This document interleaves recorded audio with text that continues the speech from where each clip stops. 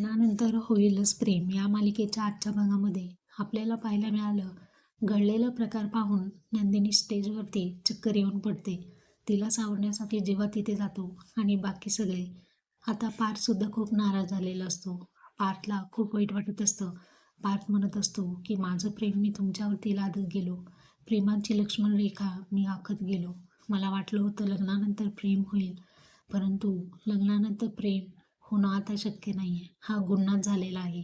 काव्यसुद्धा आता पाठच्या जवळ येऊन त्याची बाजू समजावून सांगू लागते की मी खूपदा तुम्हाला सांगण्याचा प्रयत्न केला, परंतु तुम्ही मला चान्स दिला नाही. तर आता पार्थ खूप भडकलेला असतो. जीवासुद्धा त्याला समजावण्यासाठी जातो, परंतु पार्थ कोणाचंच ऐकण्याच्या मनस्थितीत नसतो.